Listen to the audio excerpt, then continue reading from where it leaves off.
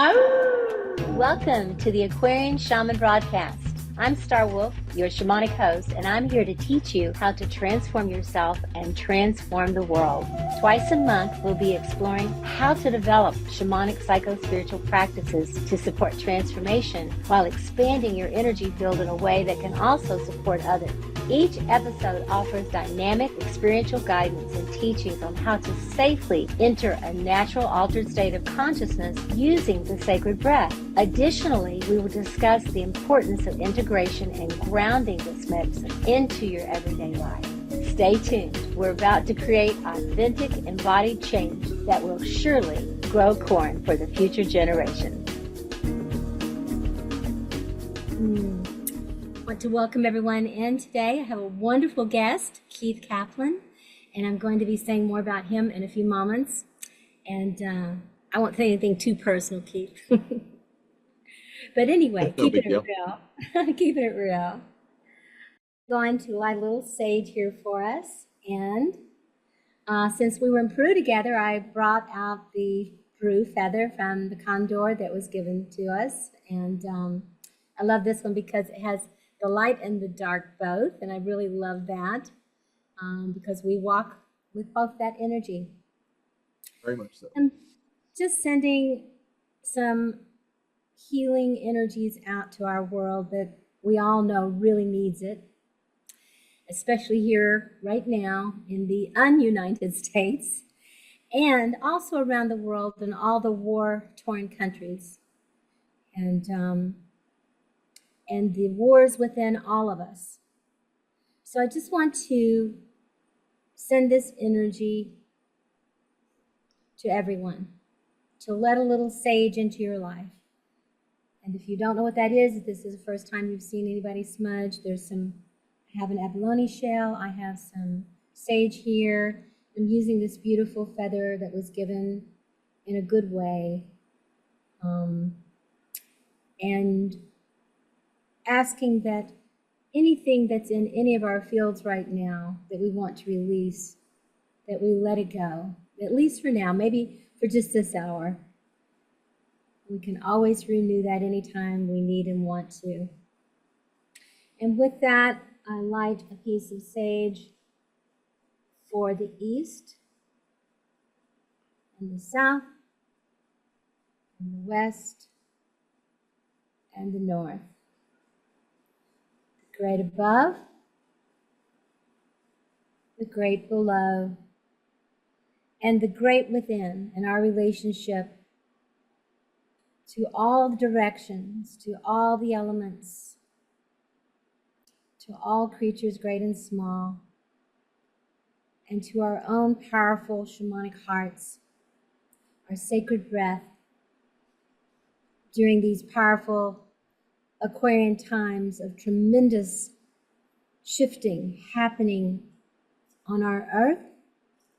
And if the old saying is truly true, that as above, so below, then it tells me that across the cosmos, if you want to, across the universe or the multiverse, all the dimensions, there's a lot of rocking and rolling going on, that big things are afoot. And I live here in North Carolina where they see Bigfoot, but big things are afoot.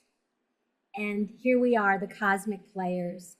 And I've chosen to call or name those cosmic players, especially those such as yourself, Keith, who have had a huge awakening and have dedicated yourself your whole life in one form or another to service, but more recently, even more consciously knowing that that's what you're doing as an Aquarian shaman. So I'm going to introduce Keith here by just going ahead and reading a very abbreviated if you will, bio, but he's done so many things over so many years and probably other lifetimes too. But here it goes. So Keith Caplin, rooted in ancient wisdom and embodied transformation, with over a decade of experience of guiding others through profound healing and awakening, having walked this path personally for over 35 years. They bring deep presence integrity, and soul wisdom to their work. Their offerings include shamanic journey sessions, transformational rites, such as firewalking, arrow breaking, board breaking, and unique approach to sound healing, which they call vibrational energetic resets. These immersive sound experiences use frequency, rhythm, intentional space holding to gently reset the nervous system, release stored trauma, and realign the energetic body, whether through the beat of the drum, the resonance of the sounds, or the heat of the flame. Keith creates sacred containers for people to reclaim their power, reconnect with their soul, and remember who they truly are.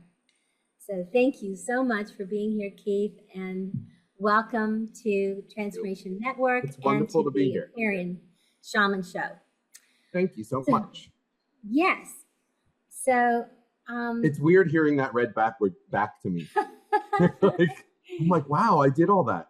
yes, and you're still doing it. I know sometimes that happens to me, and I'll go like, boy, I've been busy. Right? I'm like, wow, there's a lot there. There is a lot, and that's what really touches me. And just to say this, Keith, is that I'm really interested in interviewing and sharing with the world the Aquarian shamans that I've had the opportunity to know and love and work with in a very variety of ways, and we have history with, herstory with, their self-worth. It's like we have that connection. So I have a good sense of who you are. And so for me, the Aquarian shaman is not just an airy-fairy thing. It's an embodied human being who's here to be a planetary service even before they knew what those words meant, and who've been doing it pretty much their whole lives. And they'll plan on retiring from doing that. That we're, whether we were youngsters or in our middle world, and as we grow into elders, it's just our path. So to carry that Aquarian energy, which basically means to bring the great above or the wisdom of the planet and beyond into this realm as much as we can into our own worlds, and then to share what we've learned with others. It's that complicated and it's that simple, really. So I always say simple doesn't mean easy. That's right. That's well said. That's a wisdom piece right there. Simple and easy are not synonyms. Yeah, that's beautiful. So I would like to begin just a little bit. I'd like to hear his story, her story, history. And if you could just say a little bit about yourself, your background, and with your being working in the schools, just a little bit background. What's some of your roots, those kinds of things, and then maybe even religious teachings as a child or whatever, and then your evolution to now. That's going to be a journey. Okay. So you have a while to talk about that. And I want to ask some questions along the way, but also somewhere in there, bring it up to like when we first connected, and then from there I'll have some questions for you. But go ahead, take it away. Tell us a little bit about who are you? Who am I? I don't know. Sometimes I wonder that often when I look at myself in the mirror. Like, how did I get to where I am right now in Phoenix, Arizona, from Philadelphia, Pennsylvania? I mean, I would like to say a normal childhood. I hear other people's stories of their growing ups and things like that. And I've said to my brothers multiple times, I'm like, we had a normal upbringing as far as, like what I'm concerned is things. And so I was raised in a Jewish household that wasn't a very practicing Jewish household. And so that was a plus and a minus, because it was sort of a foundational piece of my life. And I was, bar mitzvahed and such. But of my family, I have two older brothers.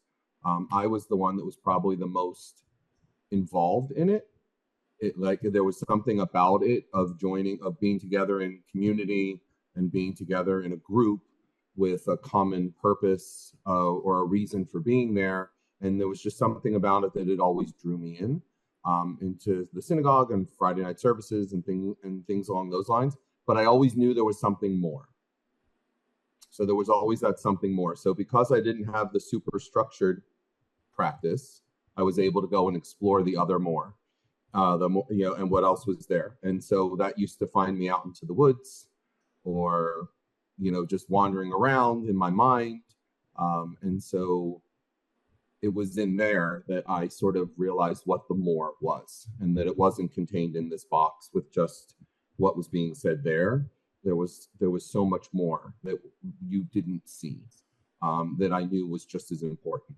And so as a child, I would go and get lost out in the woods, and spend hours. In the summer, we would go to not a day camp. I didn't go to a camp, but we went to like a swim club type of thing. And I spent more times out in the woods at the swim club than I did in the pool. In fact, actually, that was my first thing I did, was usually go out into the woods and sit out there for a couple hours and then come back and join the rest of the people that were at the club. And so that was sort of my thing. You can see I have plants behind me. I've always had a thing with nature and plants. I like to have it in my house as well as, be out in it when I can. And then it was really when I started, I'm trying to think, I think I got my first deck of tarot cards when I was in like 7th grade. And I had them like hidden in the house somewhere so my mom didn't see them, because, that was of the devil and all that other stuff. So, so I was always interested in mythology and magic. And so in Egyptian mythology was some of my earliest memories that I have, is seeing Egyptian images and the deities in Egypt and the structures in Egypt, and having some tie. Passover and the Jewish holidays was always my favorite holiday, because we were in Egypt and there was so much magic in it. And so that always drew me in. And so things just evolved and grew from there. I started, I'm a science person, so I was always interested in science and how things worked in the natural world, and interconnectedness of things in the natural world. And so when I went away to college and started college, I started studying my degrees in animal science and microbiology, is what my undergraduate degree is in. And then my graduate degree is in geosciences. So science has always been a thing. And I like that. And it in my mind, it very much meshed with the mystic. Everyone, I've gotten asked oftentimes, like, how are you so involved in all the science stuff and yet believe in magic? And I'm like, how do you not? Like, how can you not? Like, magic is that idea that science is following. So many things that were once magic are now can be explained by science in terms of physics, quantum physics, as we learn, because science is only as good as the tools that you have. And so as we've gotten more advanced tools and being able to measure things more, that are smaller and bigger, our understanding of our world has gotten clearer and also more confusing at the same time, and so to me, science is sort of catching up to what the mystics and spiritualists intuitively knew about things. And so for me, they very much meshed together. There was never a separation for me in that. Yeah, Keith, wouldn't you say that just because science can create words and theories and various things, that those words and naming things doesn't necessarily take away the magic? Like, just all of a sudden say this is an apple and it comes from a tree and here how it grows, doesn't take away the magic at all about how did this tree grow, how did it do this, how did it create an apple, how does it know how to do that, all those kinds of things that there's, as one person would say that I've heard talk about before, these kind of things, that these are God particles. If you don't like the name God, that's okay. Great mystery, Elvis, whatever. Fill in the word particle. These are the particles of the divine that's creating everything. So to say that, science proves it, I would say that mysticism proves science. Yeah. Well, they work in conjunction with each together. other. Right. Yeah. There's and so like there was no conflict. Right. So you using that example reminds me of, there used to be a TV show on called Joan of Arcadia. And it was about this girl, her name was Joan, but she was supposedly like, I don't know I didn't watch many episodes of it, but anyway, in this one episode, she would always have these conversations with this person that would show up and would be God. And she never believed that it was God. And she's like, prove to me that you're God. And he goes like this to a tree.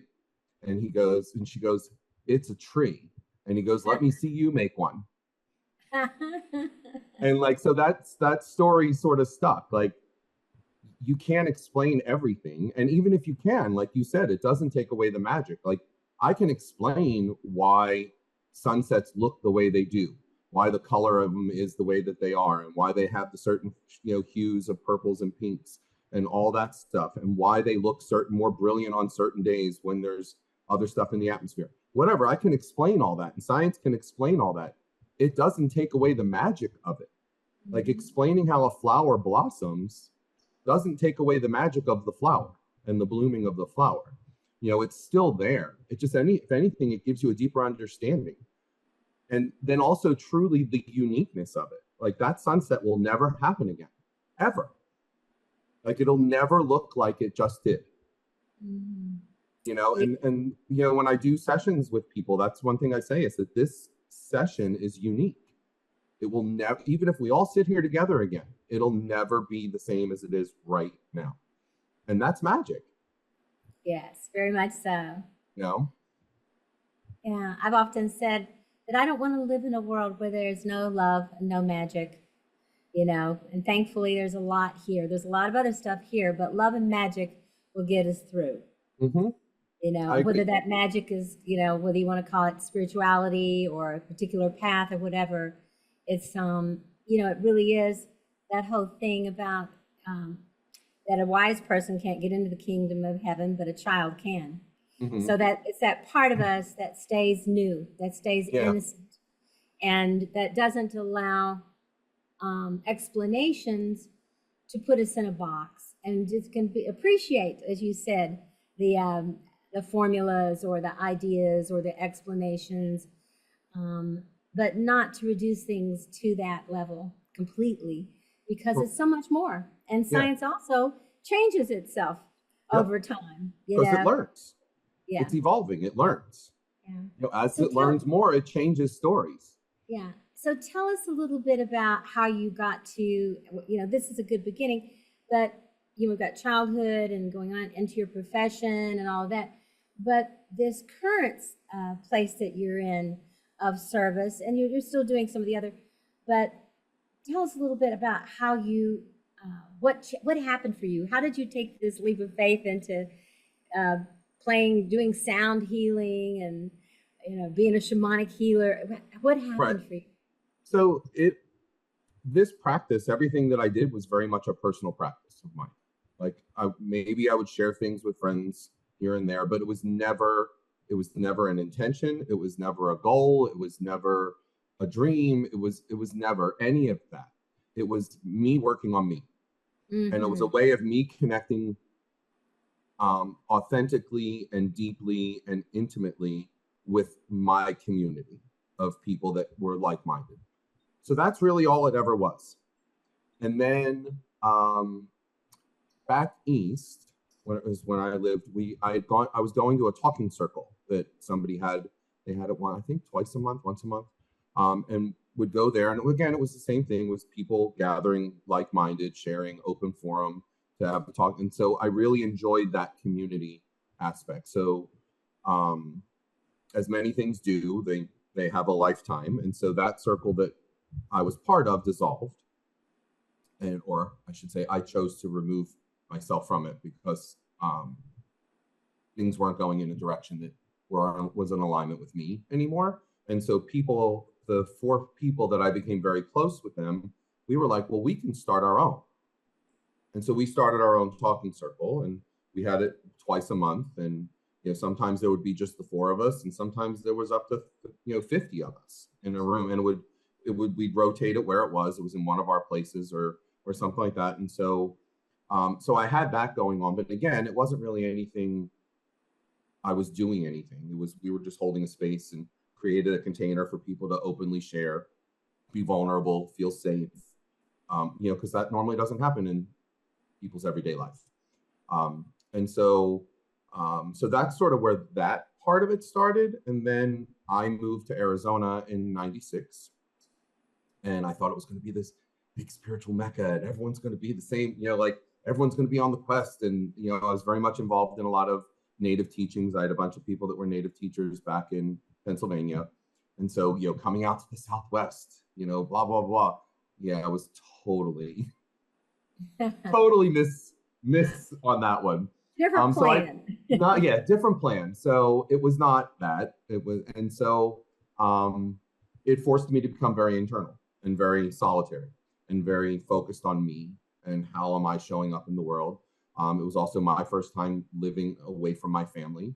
Everybody in my family lived on the East Coast. So I was completely out here on my own with the two friends that moved out here with me. And so just trying to figure out what my life was going to look like out here. And so that was me figuring out all that stuff for myself and fumbling down and doing things. And I did like a life coaching program. But again, the spirituality and the interacting with the world as a way of being that way consciously was always there. It wasn't something I like set aside to do. It just became part of who I was and just how I showed up in the world. And also showed up very human. Like I had my emotions. I'd have my get mads and, whatever. Like you said in the beginning, like the light and the dark. There's no difference between the two. They're both important aspects of who you are.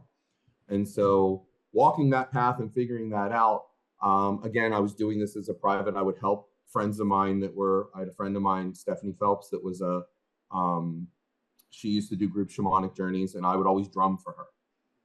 So I would drum while she would guide and facilitate the journey. She would also have ceremonies on her land out here, and I would assist and help like that. So I was sort of like the person in the background, like doing things like that. And again, never wanting to be the person in the foreground. Like that was not the thing. And then a friend of mine had a wellness center here, and he approached me and he said, "Hey, I want to start doing a meditation class every Tuesday." Well, let me back up a second.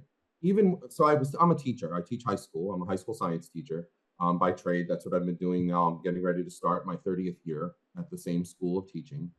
And even in my teaching, so when I teach Earth and Space Science, and even within that teaching, I would infuse elements of like broader spirituality things, like, talking about the Big Bang and the creation of the universe and referencing it and talking about it in terms of like, we know to this point, we don't know anything beyond that point. So I'm like, that point's like the God moment, because we don't know what happened beyond that point yet.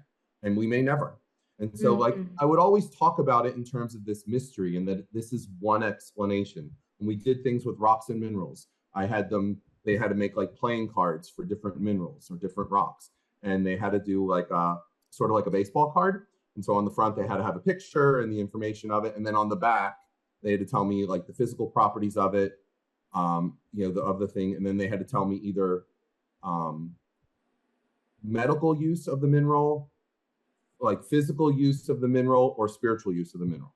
Like they had to pick the three. So I had them do stuff like that. And we would talk about things like that all the time. I had them talk about mythology and creation myths from the different cultures, because I worked in a very, very multicultural school, which I love. I'm just going to say, I wish I'd had you as a science teacher. So like, and I had, so I always had, like I said, it was always part of who I was. It wasn't something that I did.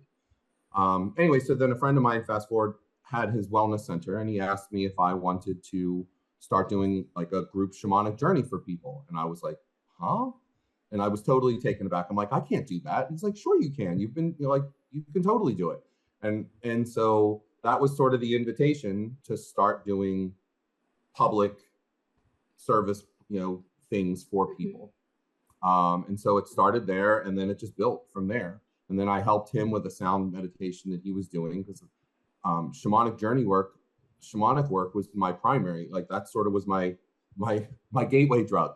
It really called to you. I mean, really, correct. Like just that way of connecting, like that way of connecting with the world and the world around me, in a way that was informed both ways. It was a two-way communication, and it wasn't just like, oh, I know, and this is what I'm doing. You know, it was a very I always viewed shamanism, it's not as a religion, but it's a set of practices, and it's a set of practices that allow you to connect. And Right. whatever that looks like for you is whatever that looks like for you. Like, you know as well as I do, that word has been thrown all over the place. And Right. you Right. know, and so that's where it was. But then like sound came into that, and then I started doing sound healing and such like that. But at this also point in time, I was prior to that, I was doing a talking circle, and sort of where I found you was probably like, and Venus Rising was probably around 2008 ish, somewhere around in there. And I was just doing a search on the internet pre Google, and Yeah. I saw this How did thing we ever like, find anything pre-Google? yeah, it was Metacrawler. I think Metacrawler was the search engine that I used, and the 30 shamanic questions came up, and so I'm like, oh, Yeah. let me look at that. And so I looked at those, and I'm like, oh, this seems pretty cool. So I ordered them, and like I have the original, like I you printed know. version. Like I have, this is a rare copy. You should hold that. You could auction that off I was someday for like this. I money. don't even know if there's like a print date in here or not. You know, so like when it was printed. Anyway, 2005 it says originally. Yeah. So I that's where I found them. I did that with my talking circle. Like I did it with myself first and a friend of mine, and people started noticing and asking questions about it. And I was like, well, I'm doing these things, and Yeah, you then do it with a partner. It's a correct. 30 It's a smart cove. questions for humanity. So it's I mean, you could certainly work them on your own, but where two or more are gathered, it's much more powerful when somebody Absolutely. receives your answers and then shares back with you. Correct, absolutely. So my friend Kim and I did it together. Every day we got on the phone and we did that was our morning thing that we did. Um, and it was great. It was very eye-opening. And I thought, I'm like, wow, I could do this with my talking circle. And so that's when I emailed you and you talked to you about it and asked permission. And you said, that would be wonderful. Go for it. And so, you know, I brought the questions to the group and we did it. And so, like I said, that was probably around 2008, and then 2011. And I didn't know much about breath work. I didn't find you through shamanic breath work. I found you through the shamanic questions. And so, like, you stayed on my radar through all that time, and then you came out to Sedona. It was Breathe America. I think it was in 2011. Oh It was on yeah. a Friday, and I'm like, I am driving up to Sedona. I'm taking off from school, and I'm going to meet this woman. And so I drove up, and the rest is history. I love it. And so but that's sort of where then that's where you and I made that connection, and that's when I met Brad. Yeah. And then like our journey just continued from there, Yeah. which has been wonderful, you know. Yeah, and So it's really evolved. I mean, our friendship has definitely evolved. I mean, we've done a lot of things together. You've been coming out to, and we'll say more about that in a moment, but you've been coming out to Gathering of the Shamans for at least 5 or 6 or 7, I don't know, 7 like years. 7 years now. The big conference that's out there every year out at Mago Retreat Center right outside of Sedona, and you do all kind of things there with the sound healing and that sort of thing. So you've really become like a staple, a part of that Yeah, every year. but I have And you to thank for that. well, you just needed to have exposure. That's Yeah, all. You know, but I've because I came up, I was there originally to help you because we were right, helping with the breath work, and so walking the right. floor and helping support you in the work that you do. um and like you said, the doors opened, and I said yes. Yes. And then you came through our training and went through SHIP, and which is the shamanic healing story process, and also shamanic breathwork facilitator. And we've been to Peru together. Approved. And you've come up here to North Carolina, to Venus Rising Central, if you will, here in the magical mountains of North Carolina at our retreat center. And you become our official, firewalk leader every year during our 2-week training here and at other places too. So, baby, you've come a long ways. I know, right? Like from never wanting to have to, like never wanting that as being part of my like list of things that I wanted to accomplish. It's a lot. And initially, like I said, it all started because I wanted to just work on me. Yeah. Like I just wanted to work on me, and realizing that that's really where all the work comes. That's where all the work is. Mm, You know, like you talk about the Aquarian shaman and about how how do you integrate and embody what you're receiving, and that's the work. right. You know, that's really the work. Like going and doing a journey, or going and doing a sound bath, or going and doing a breath work, or going and doing any of that stuff, they're amazingly powerful experiences. And if you just leave them there, they're amazingly powerful experiences. But they can be that much more if you actually work them and like do something. Like the doing is the thing. Yeah, you've got to absorb it first for yourself. You know, a lot of teachers want to kind of be a teacher before they're really a teacher. We're all Mm-hmm. teachers. Children are teachers, and everything's a teacher. Mm-hmm. But to have a certain level of authority in the sense of experience, Mm-hmm.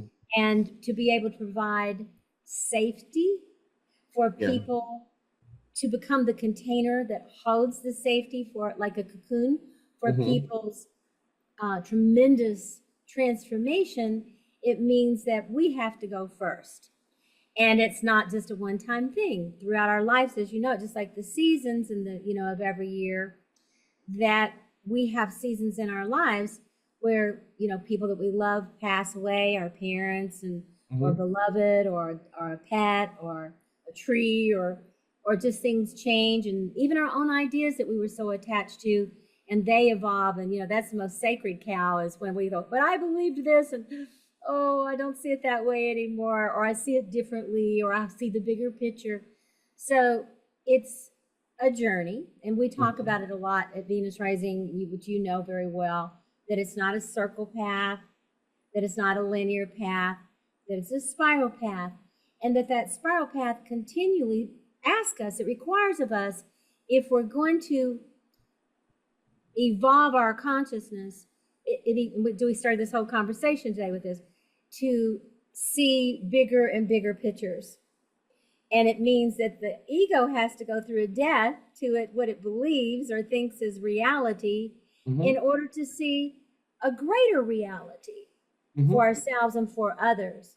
And then if we're teaching and sharing with others, like Grandmother Twilight used to tease me, and she says, "Boy, girl, you challenge me. I have to keep a couple of steps ahead of you. This old wolf has to speed up," you know. Right. And that's, it's a reality, is that we really can't fully teach something we haven't learned ourselves. Mm-hmm. And it Well, and requires more than reading. Reading's great. I've yeah. obviously, this is my 13th book, you know, Aquarian Right. Shaman. I write, I got it but too. reading. But obvious, and you're in here, by the way. You remember that we put Yeah. some of the people I really love, and I love many people, but really value and see them as planetary workers and Aquarian shamans. But it takes so much willingness to not only encourage, to not only let go of your old identity, to own it fully, but then to let go of your old identity and say, oh, it's a part of me, but it's not my major Right. self in the world. And then you realize you've just gone through an ego death. And you know this. When that happens, for a little while we're kind of like a plant that's been pulled up with our roots, and we're just kind of shaking. We're like, am I going to get replanted? Am I going to, Right. what's going to happen? You know, and then all of a sudden we get put into a bigger pot, if you will, or into the earth. And it's like, whoa. And all this new energy comes through, this Yeah. Kundalini life force. And then we're in that new incarnation. We get all comfortable there for a few months or a year or two or three. Whatever. And then Yeah. boom, it's, you know, it's like, The but pot wait a breaks. minute. This works. I'm happy here. I was okay Right. leaving this, but this feels, and but you know, can you imagine a tree standing out there saying, "I refuse to put my roots deeper. I refuse to stretch my branches further. Further. I Right. am not going to do this." I refuse to grow more leaves. That's right. That's Like it. I'm not gonna grow new leaves. These all That's fell off. I'm not growing them again. not doing it. Yeah. You know. And yet And nature, and I love it with your science background, whether it's the minerals that change over time, or the plants or the animals or humans, it says apparently on this planet at least, and I suspect throughout the cosmos, that's what's going on. yeah. That it's a shamanic cosmos constantly Shifting and dying and being changing. reborn, dying and being reborn. And the psyche can't help but get scared, like a plant being pulled up in its roots, Mhm. shaking. We can't help that. That's okay. But if we stay stuck in that fear and we don't grow, we don't become the next octave of who it is we We truly could be. are. Yeah. And when that happens, we're in trouble. We really are Yeah. dying. Yeah, because then you just sort of you stagnate. Like, okay, you may be, if you're okay living on autopilot and not having anything stretching, then choose that. That's fine. But that's going to get, for me, I can speak for me, that gets boring after a while. Like, I like to challenge myself. Now, I always say to the universe, I'm like, that's not asking for too much at once. Like, give it to me in pieces that I can navigate and handle, please. Like, I'll work it, but don't throw it all at once. Like, I don't need a train wreck. You can tap me on the shoulder and I'll be like, oh, okay. Like, but that's part of that dynamic of you co-creating in it. It's true. Where it's not like the world isn't happening to you, you're happening with the world. So you're very much part of that whole same process. And so we're not removed from the system and at the mercy of the system. I mean, in some ways we're at the mercy of the system, but we navigate that though consciously within ourselves. I always say, like, people are like, well, we have a mastery over nature. I'm like, yeah, try to stop an earthquake. Stop a hurricane, stop a tornado. Like, we don't have that much mastery that we think, over those bigger processes, but how we respond and how we react, that we do. Like, so how do we navigate within those bigger cycles? Like you said, it's that spiral path, and things will always come back. They'll just come back to, slightly different, or a reminder like, hey, did you really figure it out that last time around? Let's go up to a different level and check. And So it's interesting. it's also, that thing that I think that happens for folks like us, that we begin to realize that the only real thing that matters is love and magic. Mm-hmm. And that translates into planetary service. And that planetary service, not like, oh, planetary service. It's a joy in our hearts to be a part of nature, and to see that nature is spirit filled, and that it's not separate from Right. God. God is great mystery, great spirit. It's all of it, everything, rocks, have a heartbeat, that Yeah. everything is alive, and that we're a part of that. And we happen to be human beings at this moment, but we have, plant, all the We are elements. made of the stuff of stars. Yeah. And Like, everything that is in us was in a star. that's right. And so here we are, evolving more fully into that, and waking up to that, and more, as I say, in mass, probably because of the discomfort in the world. Because if we're a little Right. too comfortable, that's, I think comfort sometimes says it's okay to rest, take care of yourself, do this, you're being nurtured, you're being fed, you're producing. But we can begin to feel the discomfort when we begin to stagnated. And we may not understand it. We say, but this is okay. Well, I don't want to change, or whatever. There may be resistance. But if you're like you and I, and we've been through the eye of the hurricane a few times, we Right. understand we can only resist so long. We can only Yep. put it off so long. And then it's really going to have to get our attention. Yeah. I was always said, I'm like, I always try to pay attention to the tap on the shoulder instead of the smack in the head with a board.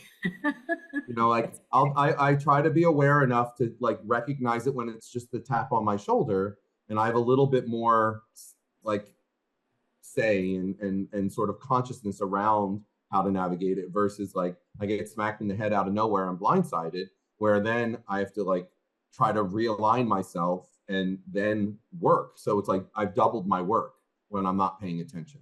And so if I actively pay attention and consciously try to step forward in my life, then it's constantly that state of co-creating, instead of, hey, you're off track, slam, we have to, like, redirect you back, but you're not paying attention, so we got to do it really hard.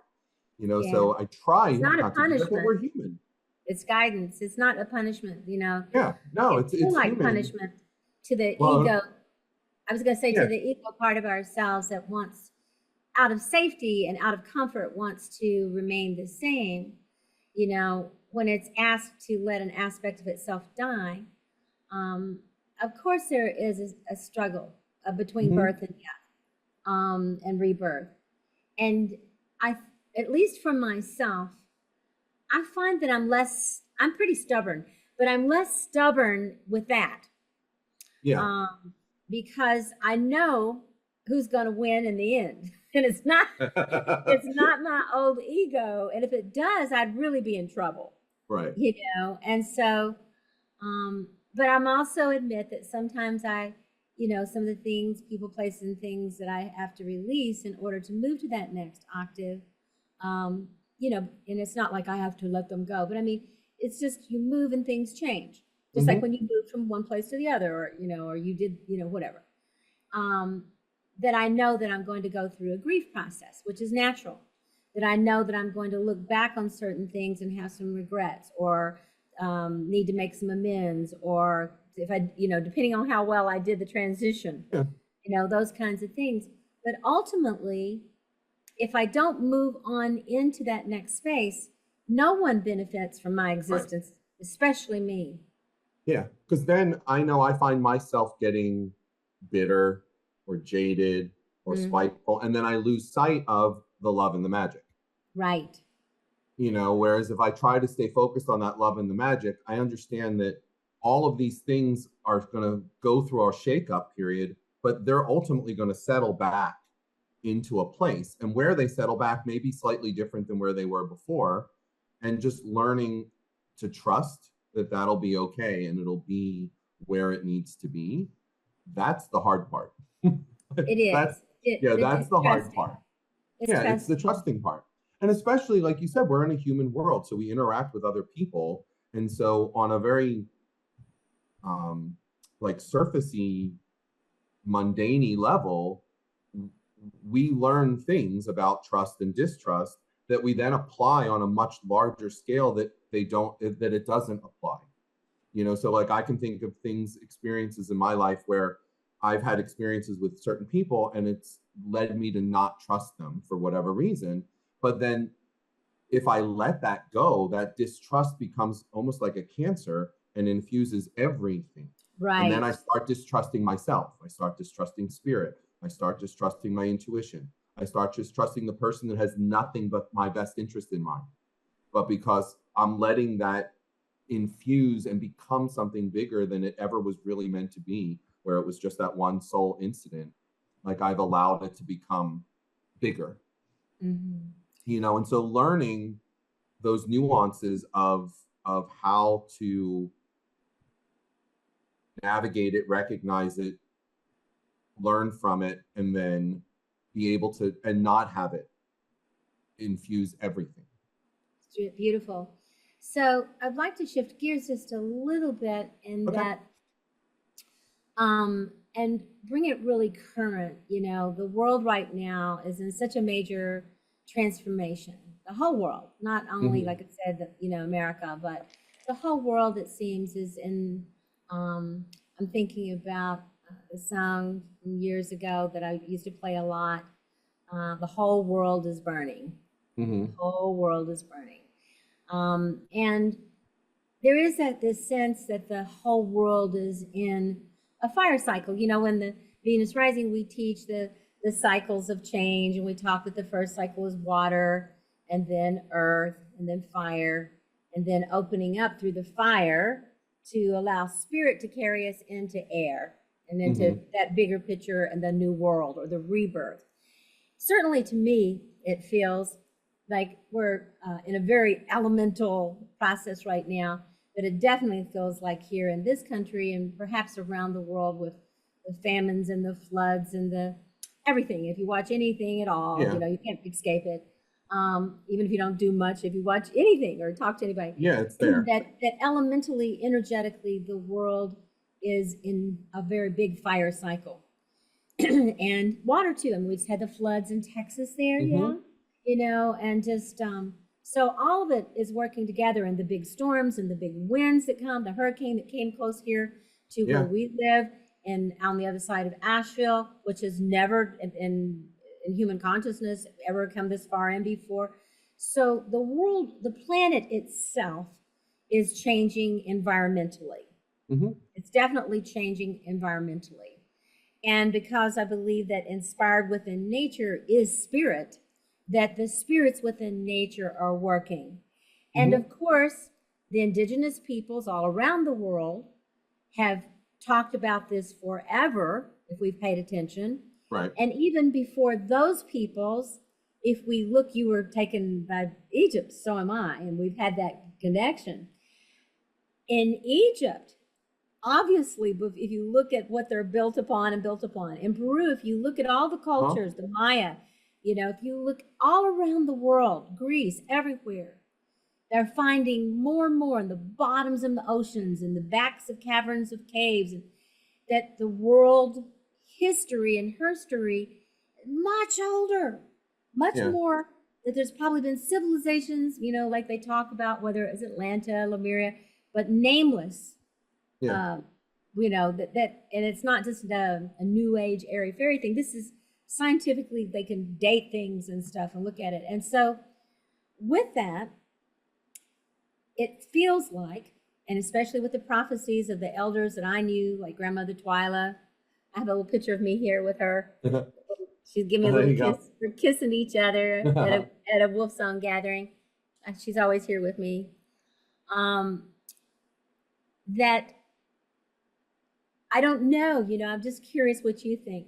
I don't know if we just have to go through these cycles of complete almost annihilation and then rebuild again, if that's just the way it is, a spiral path on this earth, or if there's going to be a time, where perhaps we've learned whatever there is to learn on this planet, and perhaps we may find ourselves like the gods, if you will, right, living in some sort of more harmonious, that things might planetarily, energetically explode in the set, but there might be truly the dream that, that we imagine, that John Lennon imagined, a world without war, imagine peace, the whole world.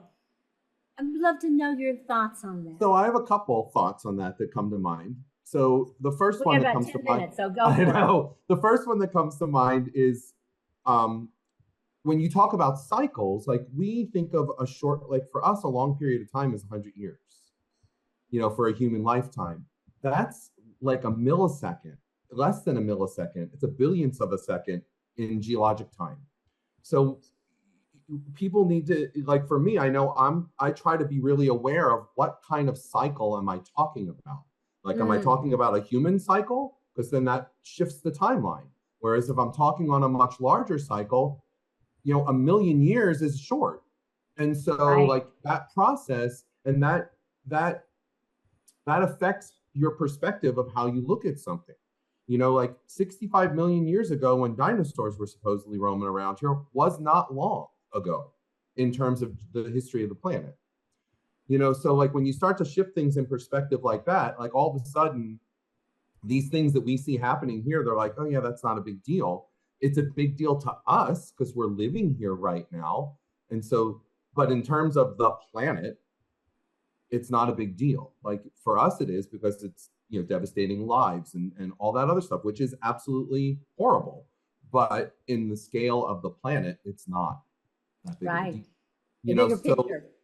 Yeah, it's a bigger picture. So when you have that both and picture of realizing like, yes, this was a horrible experience and it's part of the natural process that happens, like, I mean, Arizona where I'm living right now, used to be underwater. It's now 115 degrees outside, and dry as a bone, so to say that things don't change is to be ignorant in terms of climate and the evolution of the planet, the shifting of the planet, whatever you want to call it.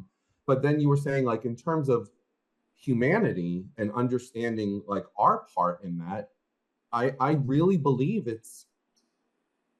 people need to start looking in their backyards again and not worry about like what's happening oceans away. Like people can tell me what's happening over in name a country, but if I say, well, what happened down the street from you? They don't know.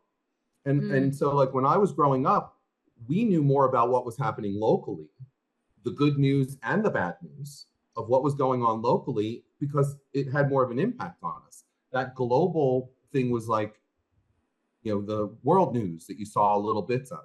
And not saying ignore it, but it seems like there's been this huge shift away from managing your quote unquote own backyard, what you actually do have some kind of semblance of interaction with, and focusing so much on things that are so far a world away from you that you can't possibly impact directly. So like I always say you're the walking billboard of your life, and how you show up in the world is your billboard. Like how you show up and what you do in your world. It's not like, oh, I do this on Sundays and then everything else is a wreck. It's an all the time, every day, all the time thing.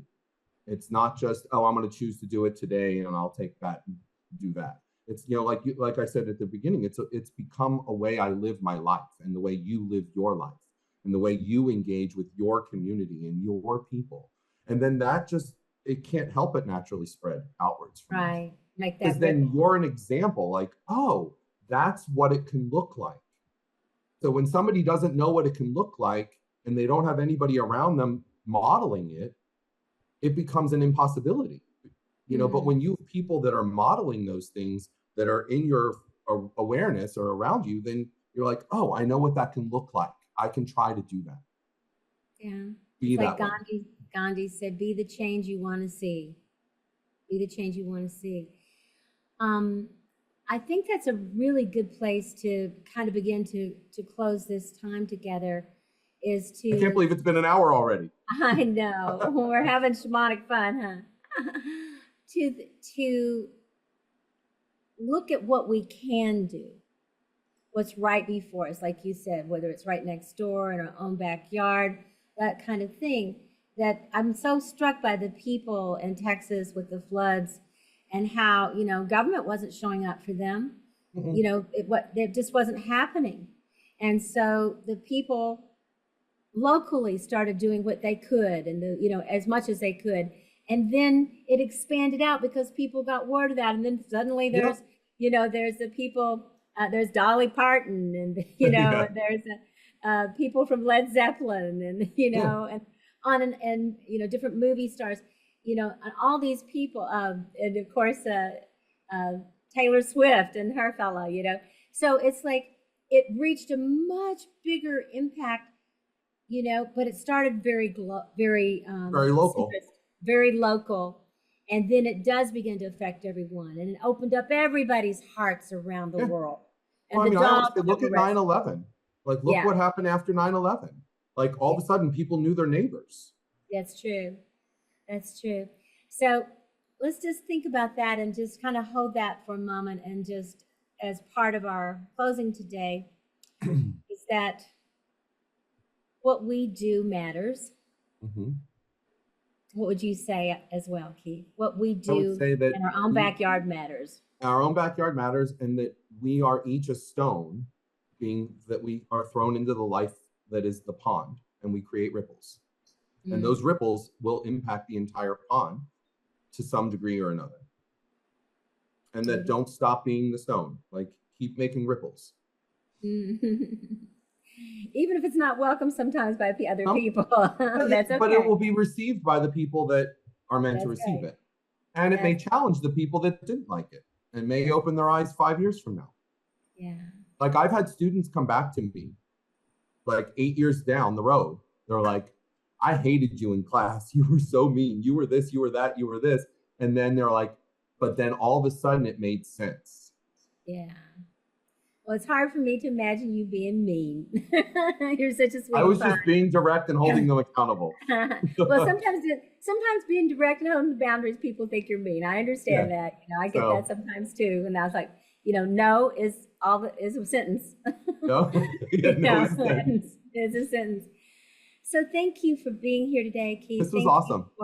Thank you so much for showing up, as I said before, gathering the shamans in Peru, and all the things that you've done with Venus Rising, and all the things you've done with so many other people and things. And I'm grateful you were just here, that really helped me. No, that was awesome. My mom was passing. It was so great to do the fire walk with you on that evening. It felt like a portal for me. So let's keep on walking on the fire, through the Walk in fires the together, fire. literally and figuratively, and embracing that fire and seeing how we can transform ourselves and transform the world and invite more One people. person at a time. That's right. And invite more people, if they will, to dare to be the Aquarian shamans themselves and not leave it on other people to do it for them, but for us all to do it together. So thank Absolutely. you. Love Thank you you. so much. And I love you. yeah, thank you so much for being here today. And let's keep breathing and believing. And I'll see you in October in Egypt. I'll see you in October in Egypt. What a great way to end. Right? Okay. Okay. Thank you, dear one. Thank you so much. It was a pleasure and an honor. I love you. And I'm glad I was able to be available to have this conversation and do this with you because it was lovely. Okay. So I think we're complete here, and that's beautiful. Thank you. This is Star Wolf, and you've been listening to the Experiential Aquarian Shaman broadcast. Transform yourself, transform the world. Join me every second and fourth Tuesday at 2 p.m. Pacific on Transformation Talk Radio to awaken your inner Aquarian shaman. Never miss an episode. Subscribe to my channel and connect with me on social media at Linda Star Wolf. For more information about my offerings and trainings, visit shamanicbreathwork.org. Thank you for taking this special time to journey with me.